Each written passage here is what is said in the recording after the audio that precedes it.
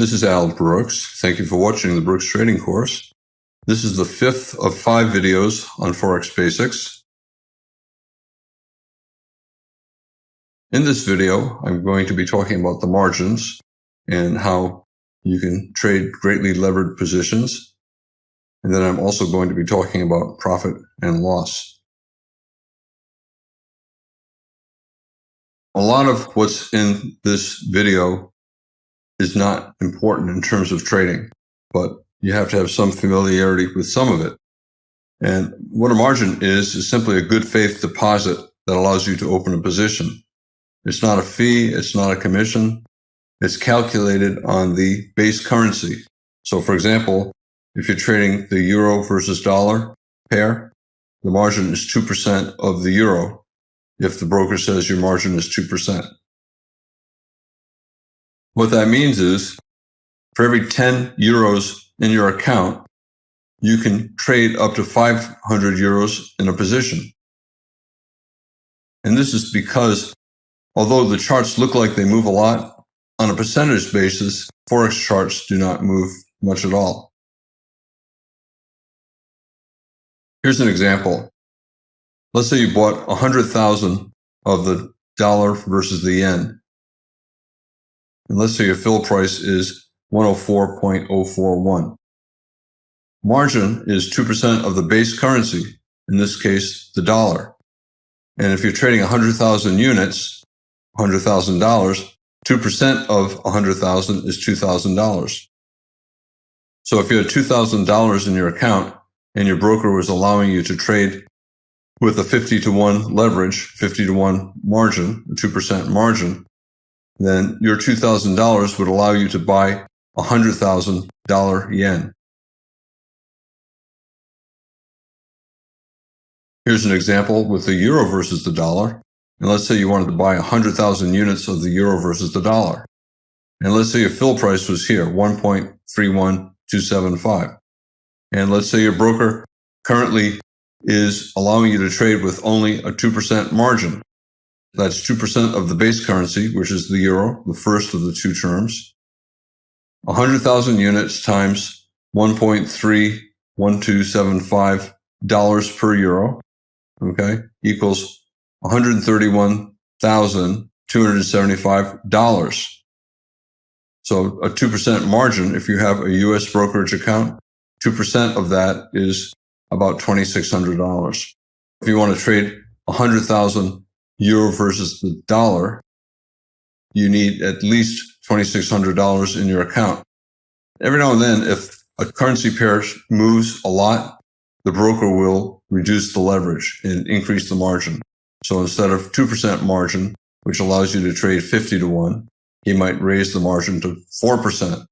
And if it's 4%, that means your position size can be 25 times greater than your money in your account.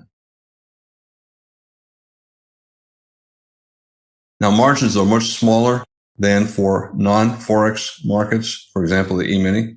And that's because, as I said earlier, Forex markets usually move less on a percentage basis. Now, 50-to-1, that means 1 out of 50. So 50-to-1 leverage is 1 out of 50, that's 2%. That means for every $200 in your account, you can trade a position that's $10,000 in value. Now, if you have a $200 account, you should not be trading $10,000. You should not be trading your entire account. However, theoretically, your broker would allow it.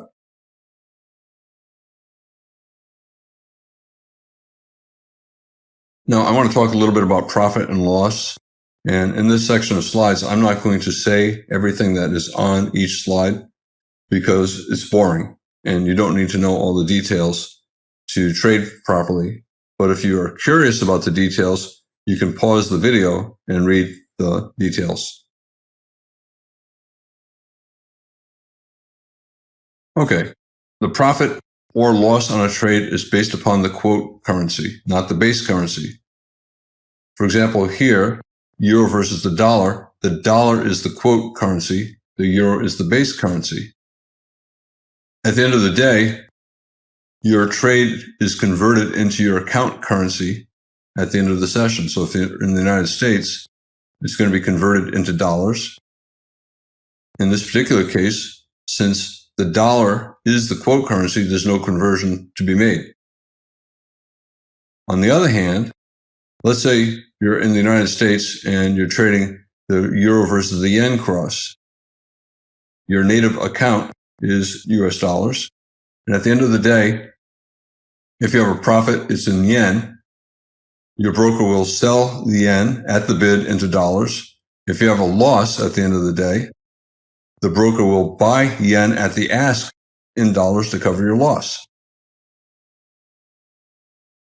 At the end of the day, there's a rollover that takes place. So a lot of brokers do this. I don't know if all brokers do this, but all positions, at least theoretically, are closed, and then they're opened automatically. They're rolled over for the next trading day, which begins just a few minutes later, except on a Friday. The next trading day is Sunday. There's a type of trade that you'll sometimes hear, but it really has nothing to do with you or me as traders, and that is a carry trade. And it's an interest rate trade. Traders buy a currency or a bond with a higher interest rate, and then they sell another currency or a bond with a lower interest rate. So they pay the lower interest rate, and then they collect the higher interest rate.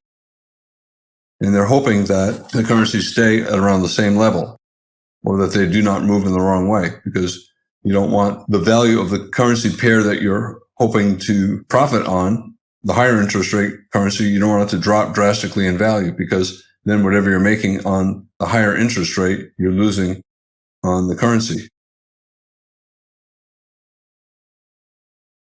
So in a carry trade, the difference between the interest that you're collecting and the interest that you're paying is your profit. As I said, you'll hear the carry trade mentioned fairly regularly in reference to currency trading, but it has nothing to do with us. It's a long-term strategy that is used for institutions, not individuals. And again, as I said, it only works if the exchange rate is stable or if the Forex price moves in your direction. Another reason for me to bring up the carry trade is because it affects the roll price. For example, let's say you're long 100,000 units of the Australian dollar versus the Swiss franc. Okay. And let's say if the rate rolls at $3.20 for longs and minus $6.10 for shorts, then $3.20 is added to your account on the open of the next session. And if it's a Friday, you get 3 days worth of interest, $9.60. If you were short 100,000 units of the Australian dollar versus the Swiss franc, $6.10 would be debited. Now, this is what I was talking about when I started this video, that there's math here coming up, and you do not need to know any of this to be a Forex trader. However, if you're curious, I put the math here.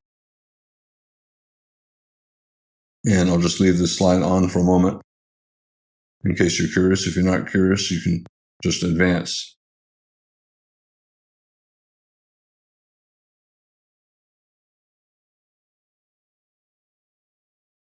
So here's an example of 100,000 units of the euro versus the dollar. If you sold at 131.81 and then you bought back at 1.3171, theoretically you have a 10 pip profit. And on 100,000 units, this is the math that takes you to the $100 profit. Another example, let's say you bought 100,000 units of the dollar versus the yen, and you bought it at 103.80, and you sold it at 104.11. And if you did the conversion, you had 31 pips profit, and that would be about a $300 profit. And one final example, 100,000 units of the euro versus the yen. If you bought it at 136.80 and sold it at 137.90, right, and you did the math, you'd have about $1,000 profit. Again, you're not going to sit down and do these calculations. There are profit calculators online, PIP calculators online. A lot of the brokers provide them when you open your account, and this just gives you the math that's behind it. When you're trading, you got to be thinking about trading. You can't be doing all of these conversions. So in this video, I talked about margins and how they are small compared to when you trade stocks or futures. And I also talked a little bit about the math for profit and loss calculations. And it's nice to know the math, but it's not at all necessary to trade, and most traders don't pay any attention to the math. This is Al Brooks, and thank you for watching the Brooks Trading course. This is the 5th and final video on Forex Basics.